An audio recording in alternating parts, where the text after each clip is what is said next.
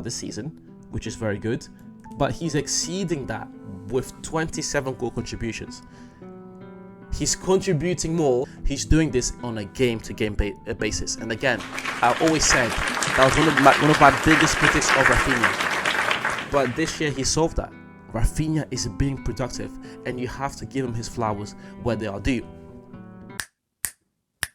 Raphinha, a player who I have been very critical of in the past, is doing extremely well this season. And as I always say on this channel, if we're going to criticize a player in the past for their mistakes and for not performing, you also need to give them their flowers when they are performing and when they are doing well. So in today's video, what I want to do is look over Raphinha's season so far, look at what he's doing well, look at how he compares to the rest of the big 5 leagues in Europe. And you know, there's been a lot of questions being asked about whether Raphinha could end up to being the Ballon d'Or winner this year. So I want to try and answer some of those questions and see if the season was to end today, could Raphinha win the Ballon d'Or? And if he carries on in this trajectory, if Raphinha keeps playing like this, what does the future hold for the Brazilian player? Because not too long ago, a lot of people, again, including myself, were looking at Raphinha at his time at Barcelona so far as a failure, because he hadn't really done much. He hadn't really justified the time and the money spent on pursuing him from Leeds.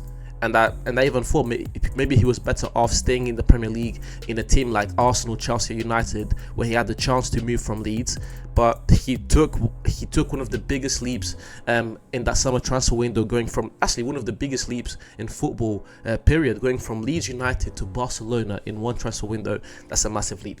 So we're gonna go into the screen now, and what I want to start off is with Raphinha's stats for the season. And when you look at Raphinha's stats for this season, they tell a pretty clear story that Raphinha has been massively productive. This is very simple just by looking at Raphinha's output this season. He's played 25 games so far this season, which is very good, but he's exceeding that with 27 goal contributions.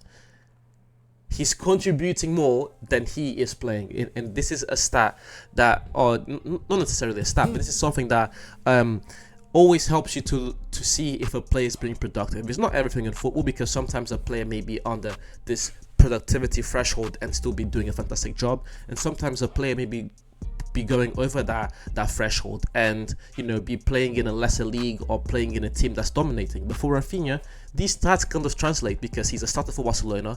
Again, the La Liga is one of the hardest leagues in Europe. His performance in the Champions League so far this year have been amazing, which again can be seen by the fact that he's played 6 games in the Champions League so far this season, and he already has 8 goal contributions, 6 goals included, and also the fact that he's helping Barcelona to get to those spots. Barcelona are in the top 8 in the Champions League. Barcelona right now, I think they sit second in La Liga, because they just lost to Atletico Madrid. I think it was today. So they have dropped a step or two in La Liga, but nonetheless, Barcelona are deep. They are in the thick of the La Liga race, and part of the reason why is because of Raphinha's amazing performances. So in this case, the productivity threshold, as we're gonna call it today, kind of translates for Raphinha, because he is performing at that level.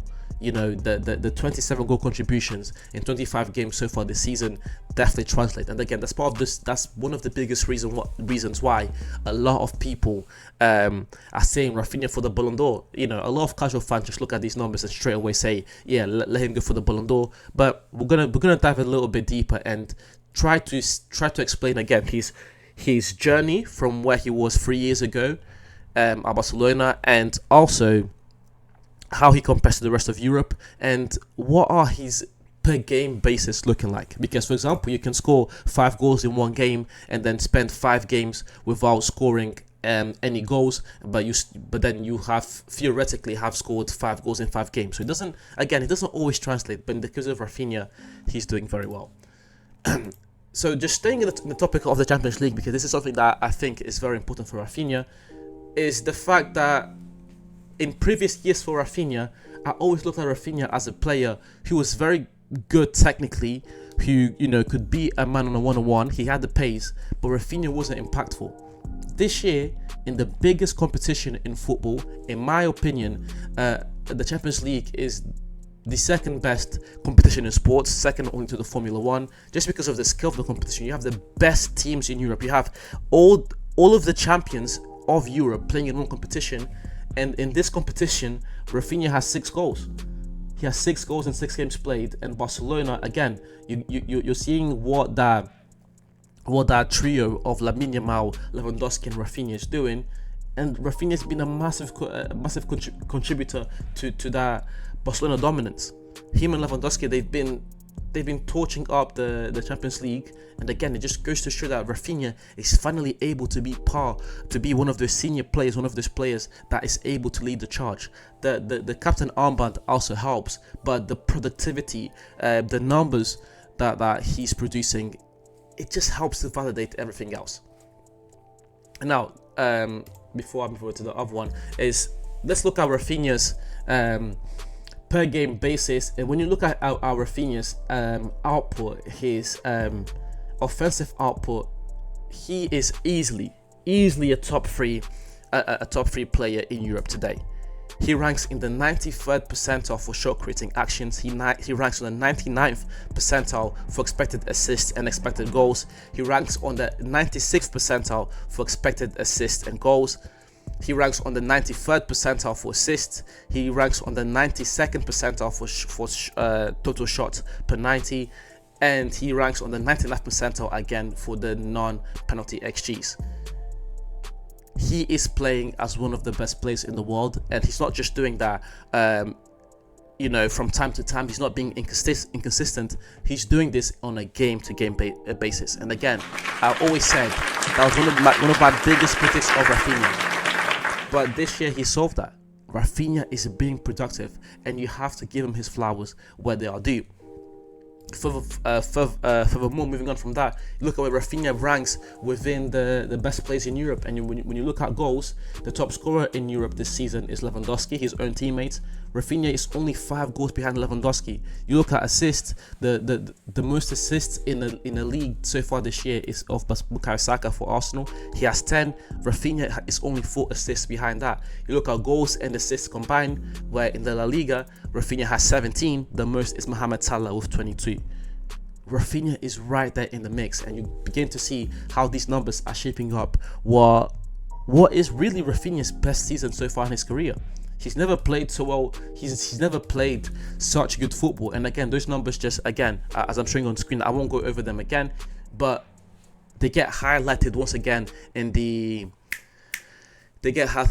La Liga, where, as we've seen before, 17 goal contributions in 19 games played. And to just really help to bring this video full circle, we're gonna now look at what Raphinha was doing in the previous 2 seasons. So within the last 3 years, what has Raphinha's productivity been like, and why this year is so special for him, and it's such a massive leap, as I said before. Starting off with last season, where Raphinha didn't have a very good year. 10 goals and 13 assists for any other player in any other team would be amazing, but for one of the senior players in Barcelona, you are expected to do a lot more. So he had 23 goal contributions in 37 games. Again, not bad, but not good enough for Barcelona to go and chase the things they want to chase. This year alone, we're in December, and he already has 27. He already has 27, eclipsing whatever he did last year in 37 games played. Then the previous year, the 2022-2023 season, again, Raphinha is already eclipsing that with that year where he played 50 games, he was able to contribute 22 times. This year, he's already contributed 27 times in literally half the game so far.